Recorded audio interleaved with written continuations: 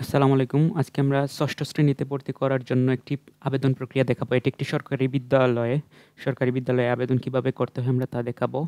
অবশ্যই আপনাদেরকে ওয়েবসাইট লিঙ্কটি দিয়ে দিব এবং স্ক্রিনেও দিয়ে দিব। তো নাম লিখবেন, জন্ম তারিখ লিখবেন, জন্ম নিবন্ধন নাম্বার লাগবে, যে ছাত্র বা ছাত্রী আপনি ভর্তি করাতে চাচ্ছেন। এগুলো দেওয়ার পর শিক্ষার্থী বালক বা বালিকা সিলেক্ট করবেন। তারপর ধর্ম সিলেক্ট করবেন। একটি মোবাইল নাম্বার দিবেন যাতে আপনি রেজাল্টটা পেতে পারেন, আপনার ভর্তি সম্পর্কিত তথ্য পেতে পারেন। তারপর পিতার নাম, পিতার এনআইডি দিবেন। শর্টকাটে দেখিয়ে দিচ্ছি খুব গুরুত্বপূর্ণ বিষয়গুলো। কোনো কিছু স্কিপ করছি না, শুধু ফার্স্ট দেখিয়ে দিচ্ছি। মাতার নাম, মাতার এনআইডি দিবেন। তারপর অভিভাবক আপনার পিতামাতা যে কেউ রাখতে পারবেন ওই স্টুডেন্টের। পরবর্তীতে আমরা ঠিকানা দিয়ে দিব স্থায়ী এবং বর্তমান ঠিকানা সব সেম থাকাতে আমি ২ জায়গায় সেম ঠিকানা ব্যবহার করেছি। তো বিভাগ, জেলা, থানা, পোস্টকোড ঠিকঠাকভাবে দিবেন। খুব বেশি ক্রিটিক্যাল না আবেদনটি। শুধু সতর্কতার সহিত নামগুলো ঠিকঠাক ফিল আপ করবেন। পিতামাতা বা যাবতীয় যে নাম্বারগুলো প্রয়োজন এগুলো ঠিকঠাক এজ ইট ইজ দিয়ে দিবেন।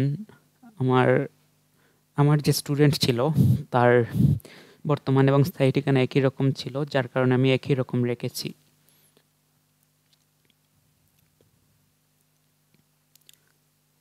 সবকিছু ফিল আপ করে সাবমিটের পর আপনি পেমেন্টটা করবেন অবশ্যই টেলিটক নাম্বার থেকে। এসএমএসটি যেতে হবে। ২টি রিপিট এসএমএসের মাধ্যমে আপনি জানতে পারবেন কিভাবে এটি করতে হয়। ২টি রিপিট এসএমএসের প্রক্রিয়াটি দেয়া থাকবে, পিডিএফেও আমি দেখিয়ে দিচ্ছি। যাবতীয় সবকিছু ফিল আপ করতেছি। ৬ষ্ঠ শ্রেণীতে ভর্তি হবে আর পূর্ববর্তী স্কুলের নাম দিচ্ছি।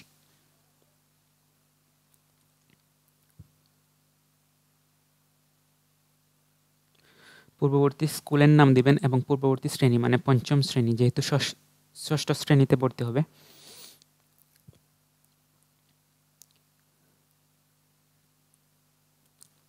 সবকিছু ঠিকঠাক থাকলে প্রার্থীর ছবি 300x300 মানে 300x300 পিক্সেলের একটি ছবি নিবেন, রিসাইজ করে নিবেন। আমি রিসাইজার অপশনটিও দেখিয়ে দেব। ওয়েবসাইটটি খুব দারুণভাবে কাজ করছে এইবার। তো আপনার ছবি যদি রিসাইজ সাইজে না থাকে আপনি রিসাইজ করে নিতে পারবেন, সেটিও দেখিয়ে দিব আরেকটি ভিডিওর মাধ্যমে। তো সাবমিট করার পর ফর্মটি ডাউনলোড করে নেবেন। এই আপনার ডকুমেন্টের কাজ শেষ। পরবর্তীতে শুধু আপনি মেসেজের মাধ্যমে টেলিটক নাম্বারে পেমেন্ট দিবেন। আপনি প্রথম এসএমএসে আপনি GSA লিখে স্পেস দিয়ে যে ইউজার আইডিটি পাবেন ওইটা লিখবেন এবং সেন্ড করবেন 16222 নাম্বারে। তারপর রিপ্লাইয়ে আপনি একটি পিন নাম্বার পাবেন ৮ ডিজিটের।